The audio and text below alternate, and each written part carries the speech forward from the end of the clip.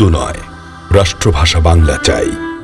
এই দাবিতে রাজপথ যখন উত্তাল, তখন শাসক গোষ্ঠীর বুলেট কেড়ে নিয়েছিল সালাম, বরকত, রফিক, জব্বার আর শফিউরের প্রাণ। কিন্তু তারা কি কেবল প্রাণী কেড়েছিল? না, তারা জন্ম দিয়েছিল এক অবিনাশী চেতনার।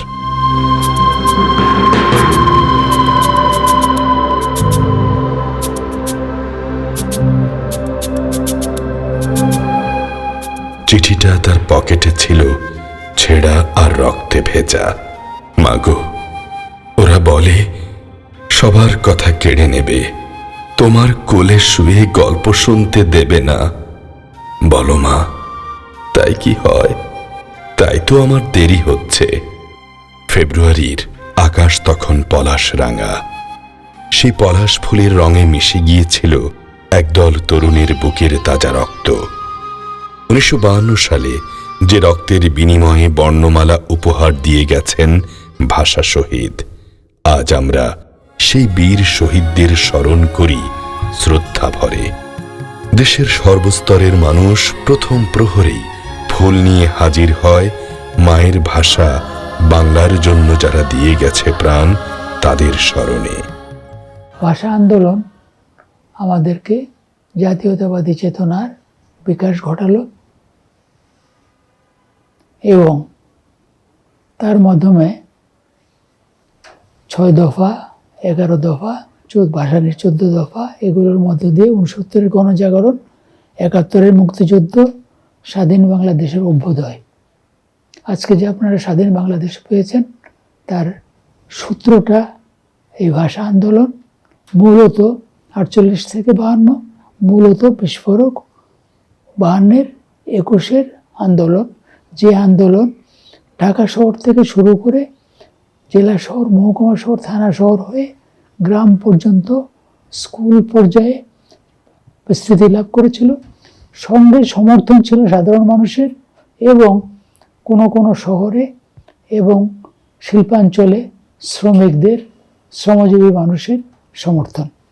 এই সমর্থন নিয়েই কিন্তু ব্যাপকভাবে এই ভাষা আন্দোলন সাধারণ মানুষের আন্দোলনে পরিণত হয়েছিল।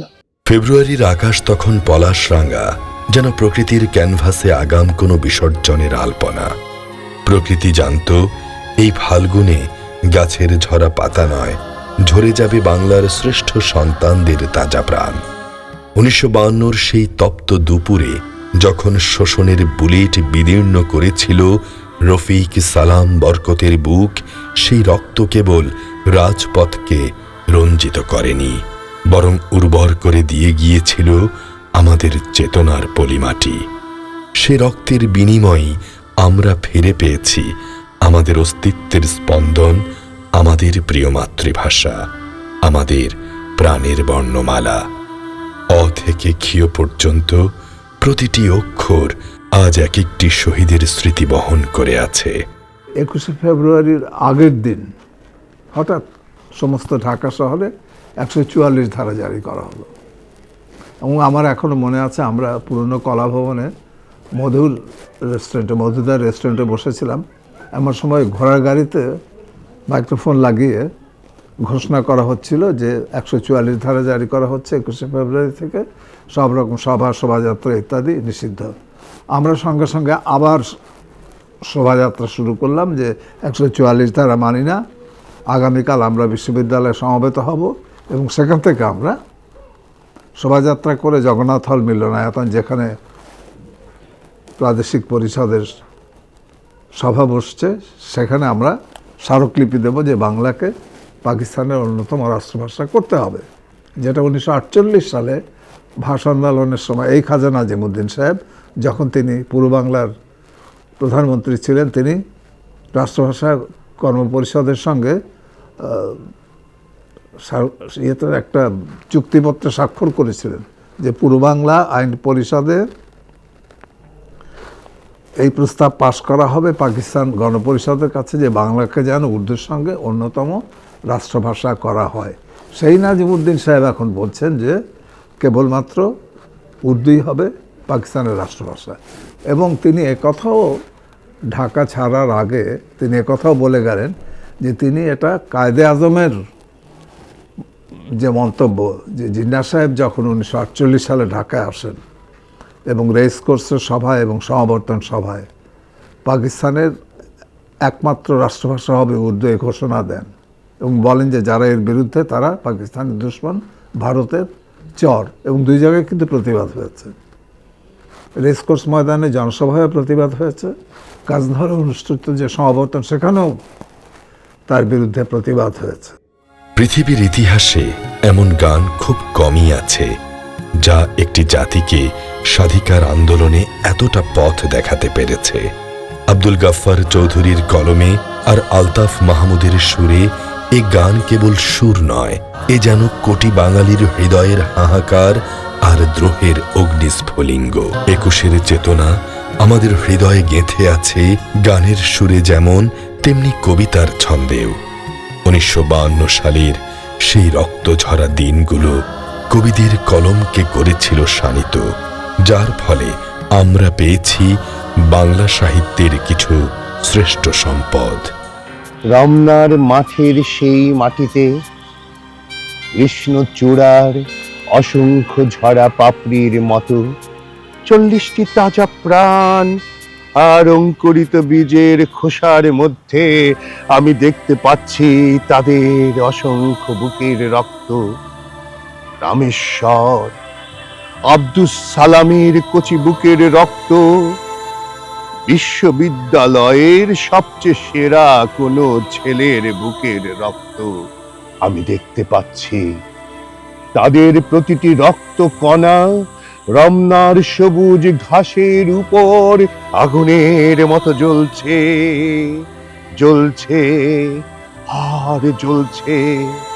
এক একটি হীরের টুকরোর মতো ওদের কারো নাম তোমারই মতো ওসমান, কারো বাবা তোমারই বাবার মতো হয়তো কেরানি, কিংবা পূর্ব বাংলার নিভৃত কোনো গায়ে কারো বাবা মাটির বুক থেকে সোনা ফলায়, হয়তো কারো বাবা কোনো সরকারি চাকুরে।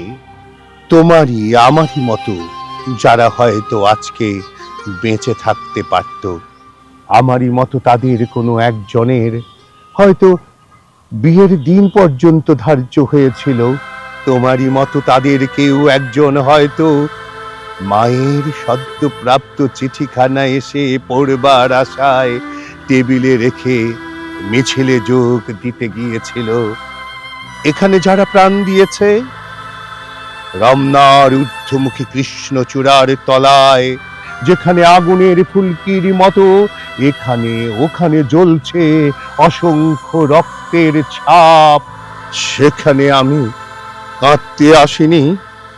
আজ আমি শোকে বিহ্বল নই, আজ আমি ক্রোধে উন্মত্ত নই, আজ আমি প্রতিজ্ঞায় অবিচল। যে শিশু আর কোনোদিন তার পিতার কোলে ঝাঁপিয়ে পড়ার সুযোগ পাবে না, যে গৃহবধূ আর কোনোদিন তার স্বামীর প্রতীক্ষায় আঁচলে প্রদীপ ঢেকে দুয়ারে আর দাঁড়িয়ে থাকবে না, যে জননী খোকা এসেছে বলে উদ্দাম আনন্দে সন্তানকে আর বুকে জড়িয়ে ধরতে পারবে না, যে তরুণ মাটির কোলে লুটিয়ে পড়ার আগে বারবার একটি প্রিয়তমার ছবি চোখে আনতে চেষ্টা করেছিল, সেই অসংখ্য ভাই বোনদের নামে আমার হাজার বছরের ঐতিহ্যে লালিত যে ভাষায় আমি মাকে সম্বোধনে অভ্যস্ত, সেই ভাষা ও স্বদেশের নামে এখানে এই বিশ্ববিদ্যালয়ের উন্মুক্ত প্রাঙ্গণে আমি তাদের ফাঁসির দাবি নিয়ে এসেছি, যারা আমার অসংখ্য ভাই বোনকে নির্বিচারে হত্যা করেছে। ২১শে ফেব্রুয়ারি বাঙালি জাতীয় জীবনে সবচেয়ে গৌরবোজ্জ্বল দিন। পৃথিবীর ইতিহাসে নিজের ভাষার জন্য প্রাণ দেয়ার এমন নজির আর কোথাও নেই। বাঙালির এই আত্মত্যাগের মহিমা আজ আর সীমানার গণ্ডিতে আবদ্ধ নেই। ১৯৯৯ সালের ১৭ নভেম্বর ইউনেস্কো ২১শে ফেব্রুয়ারিকে আন্তর্জাতিক মাতৃভাষা দিবস হিসেবে স্বীকৃতি দেয়। 2000 সাল থেকে বিশ্বের 193টি দেশে প্রতি বছর দিবসটি পালিত হয়ে আসছে। 21 আজ বিশ্বের প্রতিটি প্রান্তে শোষিত ও অবদমিত মানুষের ভাষা হয়ে উঠেছে। 21শে ফেব্রুয়ারি এখন আর শুধু শোকের দিন নয়, বরং প্রতিটি মানুষের নিজ নিজ ভাষাকে ভালোবাসার এক আন্তর্জাতিক উৎসব। 1999 সালের 17 নভেম্বর এই ভাষা আন্তর্জাতিক স্বীকৃতি লাভ করেছে। আমরা দেখেছি 1999 সালের 17 নভেম্বর যখন ঘোষণা হলো বাংলা ভাষা পৃথিবীর বিভিন্ন প্রান্তে চর্চা হবে এবং 21শে ফেব্রুয়ারি আন্তর্জাতিক দিবস হিসেবে পালিত হবে। 2000 সাল থেকেই 188টি দেশে একযোগে বাংলা ভাষা জয়গান গেয়েছে, প্রতিধ্বনিত হয়েছে এবং 21শে ফেব্রুয়ারি সত্যিকার অর্থেই পৃথিবীর বিভিন্ন প্রান্তে আন্তর্জাতিক দিবস হিসেবে পালিত হয়েছে। বর্তমানে প্রতিবার 21শে ফেব্রুয়ারিতে এই ভাষার 193টি জাতিসংঘের সদস্যভুক্ত দেশে ব্যবহৃত হয় এবং একই স্লোগান আমাদের মাতৃভাষা, আমাদের ভাষা আন্দোলন, আমাদের দেশ, এই বিষয়গুলো প্রকাশিত হয়। আমরা বাংলা ভাষাকে আরও পৃথিবীর বুকে ছড়িয়ে দিতে চাই। আমরা গর্ব করি আমরা একজন বাঙালি হিসেবে। আমরা এই বাংলা ভাষাকে বিশ্বের দরবারে পরিশুদ্ধভাবে পরিচালিত করবার জন্যে এবং এই ভাষাকে আরও প্রসারের জন্য আন্তর্জাতিক মাতৃভাষা ইনস্টিটিউট প্রতিষ্ঠিত হয়েছে।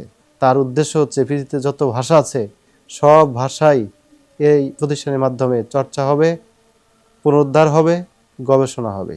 বাংলা ভাষা সেখানে গবেষণা এবং উন্নয়নের মাধ্যমে আরও তার দিগন্ত প্রসারিত করবে। তথ্য প্রযুক্তির অবাধ বিচরণে বাংলা ভাষা তার গতি আরও বৃদ্ধি করেছে। আগামীতে বাংলা ভাষা আরও প্রসার লাভ করবে, সেই দৃষ্টান্ত আমরা দেখতে পাই। আফ্রিকার সিয়েরা লিওনে বাংলা ভাষা রাষ্ট্রীয় ভাষার মর্যাদা পেয়েছে। 30 কোটির বেশি মানুষ সারা বিশ্বে বাংলা ভাষায় কথা বলে। এটি আমাদের গর্বের বিষয়। এই যে বাংলা ভাষার উত্তরোত্তর সম্মান এবং মর্যাদা, এটি বৃদ্ধি পাচ্ছে, ভবিষ্যতে আরও বৃদ্ধি পাবে। আমি মনে করি আমাদের রাষ্ট্রীয় পৃষ্ঠপোষকতায় আগামীতে বাংলা ভাষা জাতিসংঘের ভাষা হবে। আমাদের সম্মান, আমাদের গৌরব পৃথিবীতে আরও ছড়িয়ে পড়বে। আমরা সত্যিকার অর্থেই গর্ববোধ করব বাঙালি হিসেবে। সময়ের পরিক্রমায় আজ 21 মানে কেবল শোক নয়, 21 মানে মাথা নত না করার হিমালয় সমান স্পর্ধা। তাই তো প্রতি বছর ক্যালেন্ডারের পাতা যখন 21শে ফেব্রুয়ারির ঘরে এসে থামে, তখন থমকে দাঁড়ায় পুরো জাতি। নিস্তব্ধ রাতের প্রথম প্রহরে যখন কুয়াশার চাদরে ঢাকা থাকে শহর, তখন নগ্ন পায়ে আবাল বৃদ্ধ বনিতার ঢল নামে সেই পবিত্র বেদিতে। হাতে এক গুচ্ছ শিউলি, পলাশ কিংবা গাঁদা ফুলের স্নিগ্ধতায় আমরা ধুয়ে দিতে চাই সেই রক্তের ঋণ। আজকের গ্লোবালাইজেশনের যুগে যখন আমরা নানান দেশের সংস্কৃতি ভাষায় অভ্যস্ত হয়ে পড়ছি, তখন 21 আমাদের শেখায় আমি কে।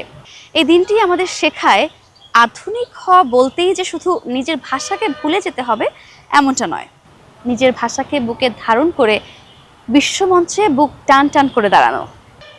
আমার কাছে 21 মানে একটা অদ্ভুত জেদ, যে জেদ আমাকে শেখায় নিজের মা, নিজের মাতৃভাষাকে বিশ্ব দরবারে শ্রেষ্ঠ আসনে নিয়ে যাওয়ার শক্তি। মায়ের ভাষার জন্য যারা জীবন বিলিয়ে দিয়ে গেছেন, তারা তো রক্ত মাংসের মানুষ ছিলেন না, ছিলেন এক একটি জ্বলন্ত স্ফুলিঙ্গ। 1952 সেই ফাল্গুনী দুপুরে রাজপথে যে রক্ত ঝরেছিল, তা কেবল রাজপথকে রাঙায়নি, বরং বাঙালির হৃদয়ে রোপণ করেছিল এক অবিনাশী বীজ। তারা হারিয়ে যাননি, তারা মিশে গেছেন দিগন্তের নীলিমায়, শাশ্বত বাংলার ধুলোয় আর কোটি হৃদয়ের গভীরতম ভালোবাসায়। যে জাতি ভাষার জন্য রক্ত দিতে জানে, তাদের কণ্ঠকে স্তব্ধ করার শক্তি মহাকালেরও নেই। তারা মরেনি, তারা বেঁচে আছেন আমাদের প্রতিটি উচ্চারণে, প্রতিটি কবিতায়, আর আমাদের জাতীয় পতাকার সেই রক্তিম বৃত্তে।